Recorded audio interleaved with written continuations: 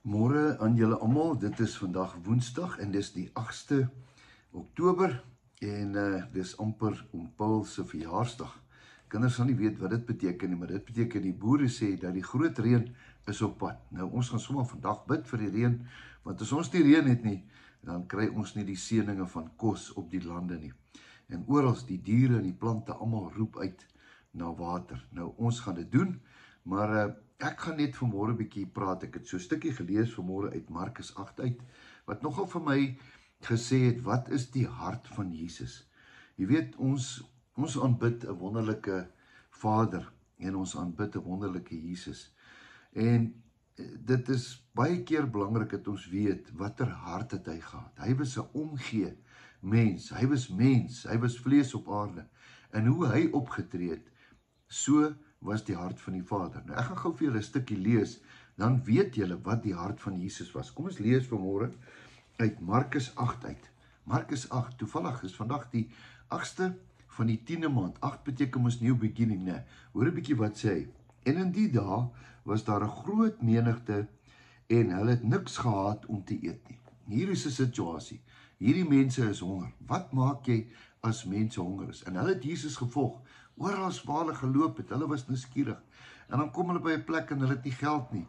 En dan was hulle honger. Nou hoor hierdie. En Jesus het sy disippels na hom toe geroep. Hy roep hierdie klomp manne en sê, luister manne, ons het hier 'n situasie. Ek voel innig jammer vir die skare, omdat hulle al 3 dae by my bly en niks het om te eet nie. 3 dae, niks kos nie. Dis nou vir jou 'n ding. Ek bedoel, baie keer as ek net 'n paar ure sonder kos is, dan word ek verskriklik honger. Nou ja, hierdie is mense wat Jesus gevolg het. Hulle het hom met 'n passie gevolg.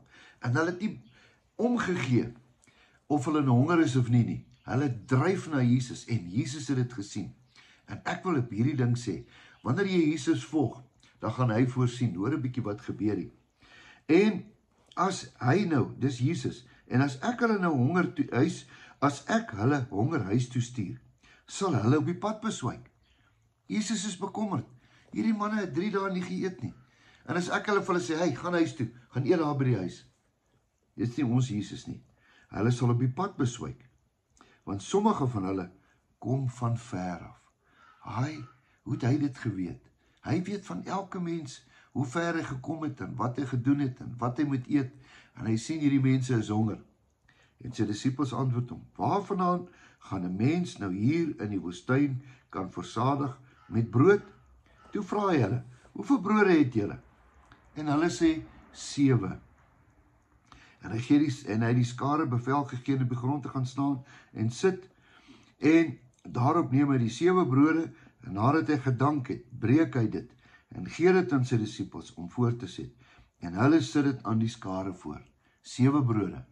Van hierdie skare mense, ons neem aan was baie meer as net 1000. En hulle het ook 'n paar visies gehad. En nadat hy gedank het, het hy hulle ook met hulle voorgesit. En hulle het geëet en versadig geword. En die oorskot van die brokstukke opgetel. 7 mandjies vol. Wow, that's my king, that's my Jesus. En die wat geëet het, was omtrent 4000. 4000 mense, 7 brode. En daar bly nog 7 mandjies oor. Is dit nie fantasties nie? En hy het hulle toe weggestuur. Hier sê net vir my een ding. Behalwe die wonderlike wonderwerk, is dat Jesus is besorg oor sy mense, oor sy kinders, oor sy volgelinge. Hy is besorg. Hier in sy hart het gesê, tot hier toe nie verder nie. Ek kan nie hierdie mense huis toe stuur nie. Ek is bekommerd oor hulle. Bring, wat het julle? Ja, ons het 7 brode, bring dit. Kom ons bid. Kom ons dank die Here. Deel uit vir die mense. 4000 mense kry kos en daar bly 7 mandjies oor. That's my king. Vanmôre wil ek vir jou sê, as jy dalk besorg is, die Here het nog altyd voorsien. Onthou julle, altyd vir julle vertel van daai ou groot vriend van my, Martiens, wat gesê het, as die Here jou drop, sal dit die eerste keer wees. Hy gaan jou nie drop nie. Partykeer voel dit so, né? Partykeer is daai rekening vir jou in die rooi. Dis laag, jy weet nie meer, die Here help. Maar dan kom die Here deur. Hy is nog altyd getrou. Hy gaan dit doen, vandag nog. Kom ek bid vir jou. Here, baie dankie vir hierdie dag. Dankie dat ons weer in die woord kan leer dat U het 'n hart vir mense. U het 'n hart vir my. U het 'n hart vir hierdie persoon wat hier luister. Dankie Here, U gaan ons nie drop nie. Nie vandag nie, nie môre nie, nooit nie, Here.